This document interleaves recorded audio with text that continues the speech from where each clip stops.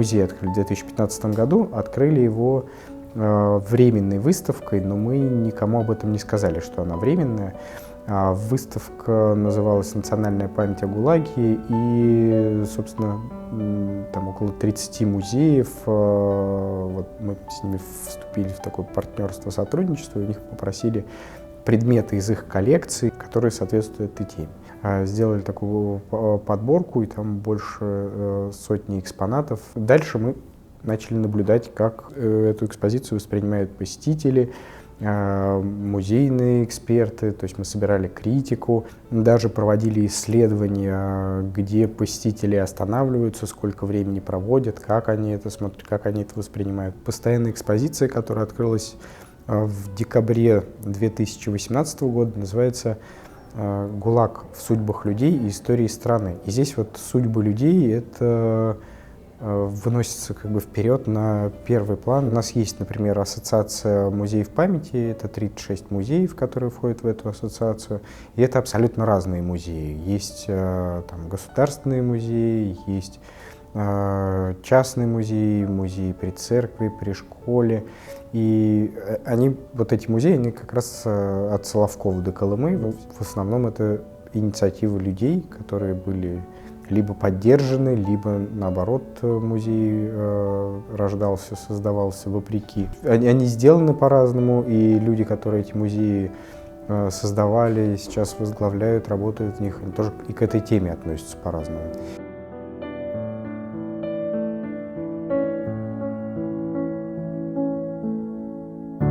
У нас есть понимание, что люди, которые этой темой занимаются у нас в стране, что мы должны друг друга знать, друг другу помогать, делиться, с одной стороны, технологиями, с другой стороны, знаниями, и чтобы материалы, которые там доступны в Москве, то, что мы получаем, например, при разработке какой-то темы или при создании постоянной экспозиции, у нас тысячи документов, которые мы получили из разных архивов.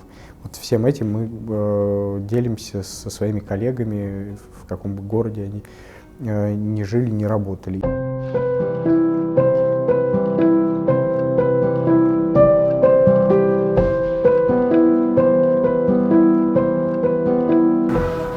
Музей открылся первой выставкой только в 1996 году, хотя он был учрежден еще в 1989 году.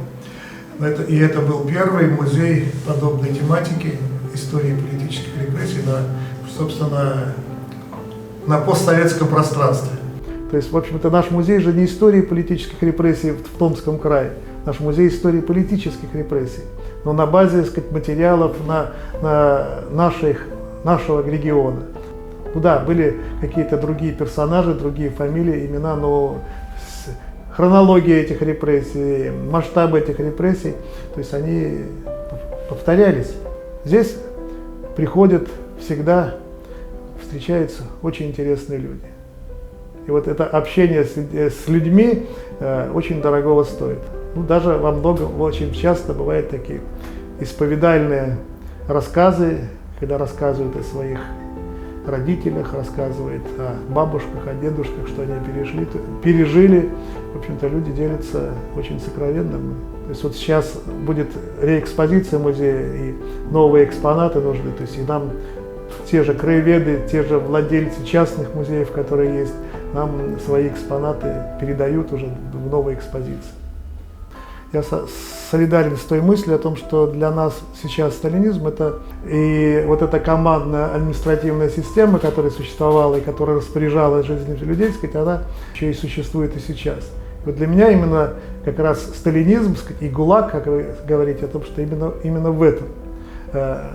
Задача, собственно, каждого человека по капле выдавливать из себя вот раба.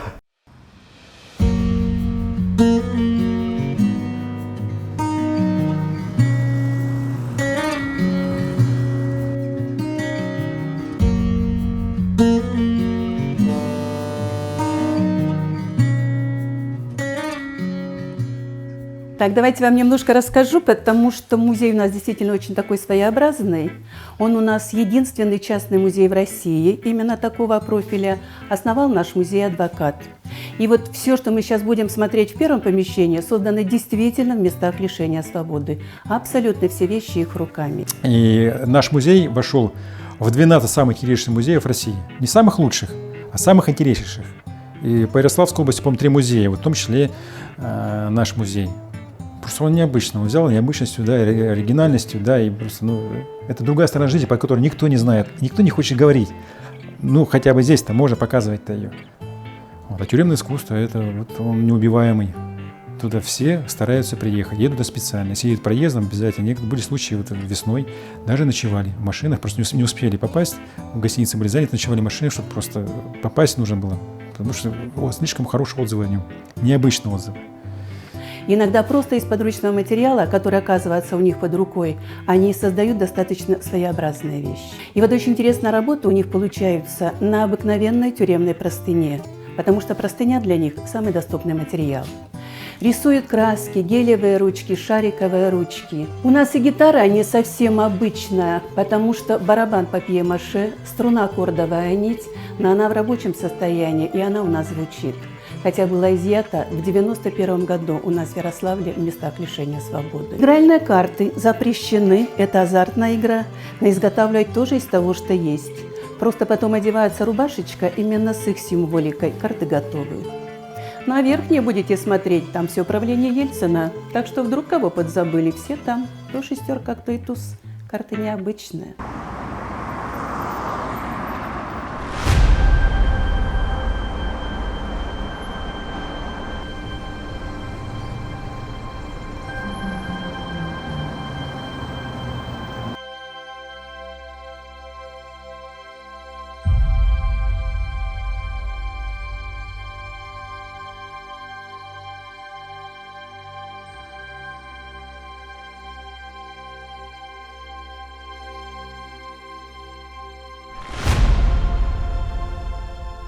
И вот та история, о которой наш музей, она, ну, как бы ее недостаточно просто спектакля, недостаточно фильма, недостаточно экспозиции. То есть мы находимся на той стадии, когда про это надо говорить разными языками, разными способами, привлекать разных художников из разных областей, чтобы они ну, вот, как бы пропускали через себя, осмысляли и результат своего осмысления, переживания вот, передавали уже зрителям. Это вот какой-то процесс такой переосмысления. Театр — это одна из форм.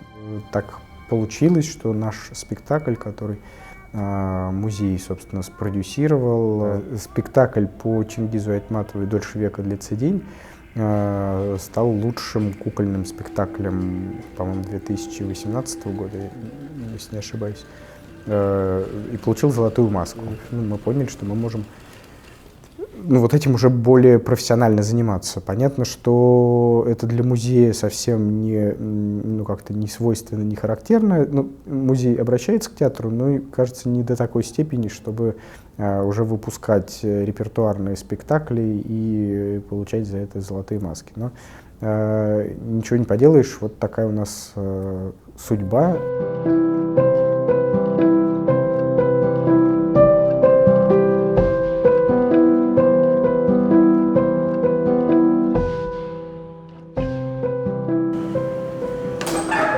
Мы, восстанавливая эту камеру, собственно, руководствовались воспоминаниями тех бывших политзаключенных, которые даже те, которые сидели в этом подвале. Хотя, конечно, это тоже такой обобщенный образ. Они же, бывшие зэки, принесли нам вот эту парашу, а это реконструкция, то есть таких уже бывших, тех 30-е годы ракетных кроватей в следственных изоляторах уже сейчас нет, там другая конструкция.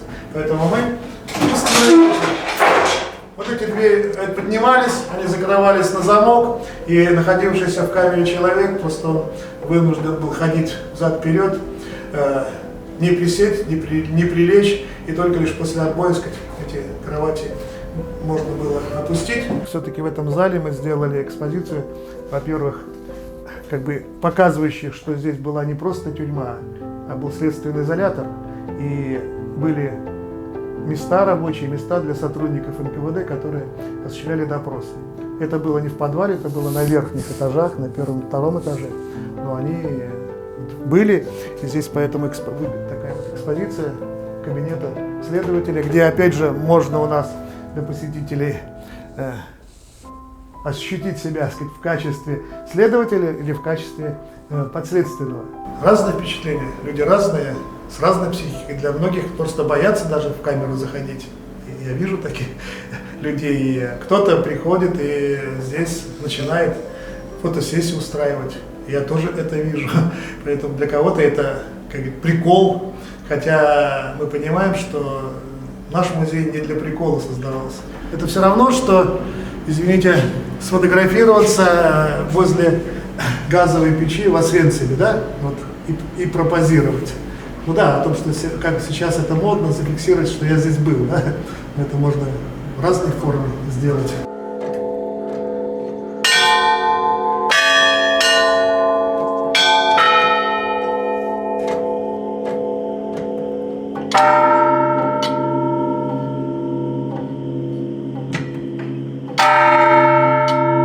Экскурсоводы, которые работают, они работают уже по несколько лет, не с опытом. И у них информации уже больше, чем у меня. Когда экскурсию, которую я создавал, от нее уже там ничего не осталось. Она так обросла, как дерево там растет, дали свободу, да. И они уже сейчас разговаривают, заключенных много бывает здесь, сидят и в камере плачут, всякие истории бывают. Они разговаривают с ними на одном языке. Ну, это вот действительно так, вот работают пенсионеры. Они знают детали, и когда им задают вопрос, проверочный, заключенный, они на него отвечают. А сейчас и вас на несколько минут лишаем свободы. Вот перед вами это реальная тюремная камера, потому что все, что вы видите, нары, стол, скамейка, входная дверь, мы действительно привезли с города Рыбинска, с Софийки. И потому, когда в наш музей приводят молодежь, я им всем говорю, чтобы каждый из них обязательно смотрел, обязательно думал и постарался от таких мест держаться подальше.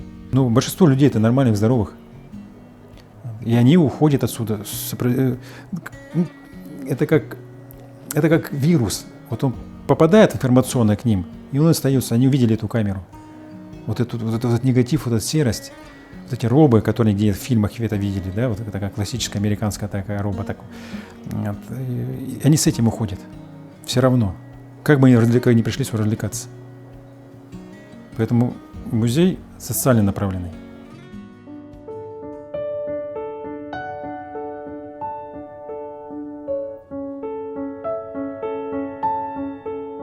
ГУЛАГ, кто-то попал в лагеря и остался там навсегда, кто-то освободился.